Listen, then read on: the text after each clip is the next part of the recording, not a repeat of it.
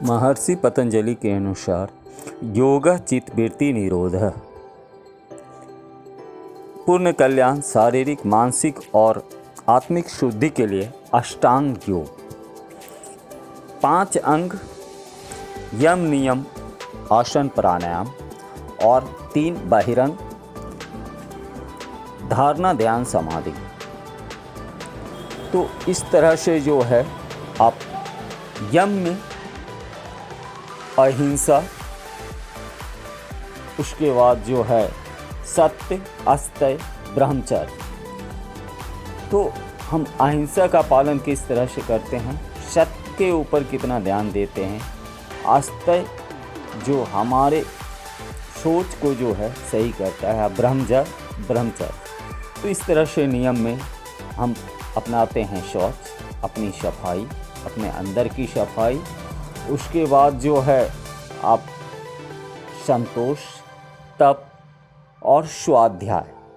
तो किस तरह से इस नियमों को आप जो है अपने जीवन काल में अपने पूर्ण कल्याण के लिए आप इसका पालन करते हैं। तो इस तरह से जो है नियम को प्रभावित किया गया है।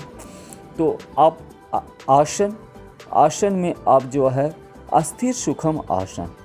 तो पतंजलि महाराज कहते हैं कि आप जो है जैसे इसमें हठ योग को अपनाया जाता है घिरण संहिता के अनुसार जो है, तो आप किस तरह से आसनों की क्रिया करते हैं, उसके बाद प्राणायाम।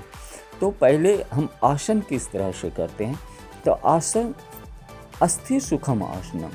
तो हम आसन को बैठकर, सुखपूर्वक बैठकर और क्रिया किया जाता है। तो किस तरह से हम आसनों की कल्पना करते हैं, तो आप जो है सचित्र देख सकते हैं। तो आप अस्थिर होकर आसन करें। आसन से मेरा क्या होता है कि शरीर शक्तिशाली होता है, बलशाली होता है, शरीर में जो है फ्लेक्सिबिलिटी आता है और शरीर मेरा जो है सुडौल होता है और शरीर में कार्य करने की क्षमता बढ़ती है। तो इस तरह से हम जो है आसनों की प्रमुखता देते हैं। आसन करने से शरीर के हर एक भाग में फ्लेक्सिबिलिटी आने से जो है उसकी जो है समस्याएं भी समाप्त होती है। तो इस तरह से जो है आसन का प्राणायाम में हम इस तरह से प्राणायाम, भस्त्रिका प्राणायाम, कपालभाति प्राणायाम, बाह्य प्राणायाम, अनुलोम विलोम प्राणायाम, भ्रामरी प्राणायाम, उद्गीत प्राणायाम, प्रणव प्राणायाम, अग्निसार क्रिया, उज्जयी क्रिया। तो इस क्रम में हम जो है प्राणायाम की प्रमुखता देते हैं। बोला जाता है तस्मिन् सति श्वास प्रश्वासो योगर्ति विच्छेद प्राणायाम। इसमें श्वास प्रश्वास का मेन है। जैसे श्वास प्रश्वास को छोड़ना और रोकना, किस तरह से हम जो है श्वास लेते हैं और छोड़ते हैं, इसमें सितकारी, शीतली और इत्यादि।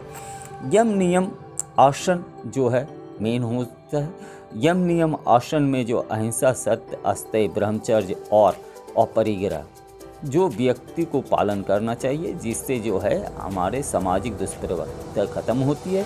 नियम में जो है आप शौच, संतोष, तप, स्वाध्याय, फिर आसन, आप अस्थिर होकर आसन करें। फिर आप जो है आसन करने के बाद जो है जैसे हठ योग और भी योग उपनिषद वगैरह में वर्णन है उसको करें, प्राणायाम करें, श्वास प्रश्वास की क्रिया करते हैं।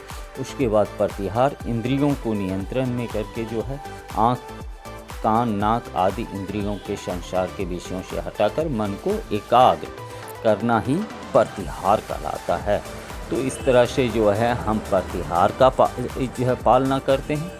प्रत्याहार में जो है फिर हम धारणा, मनुष्य को अपने चित्त को एक स्थान पर केंद्रित करना ही धारणा कहलाता है।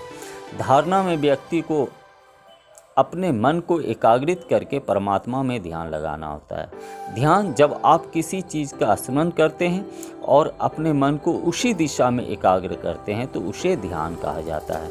समाधि जब निरंतर ध्यान के द्वारा जो है उसको आप नियंत्रित करते हैं। फिर आपका जो है चक्र में बताया गया कि यम मूलाधार को सही करता है, स्वाधिष्ठान जो है नियम अपनाने से सही होता है, आसन मणिपुर चक्र को, फिर प्राणायाम जो है अनाहत हृदय चक्र को, और फिर प्रतिहार जो खान पान होता है तो उससे थायराइड ग्रंथियाँ ठीक होती है, तो विशुद्ध चक्र को। और फिर धारणा आज्ञा चक्र को प्रभावित करती है और समाधि जो कि सहस्त्र चक्र को जो है प्रभावित करती है। तो इस तरह से महर्षि पतंजलि का जो है नियम आसन की गति जो है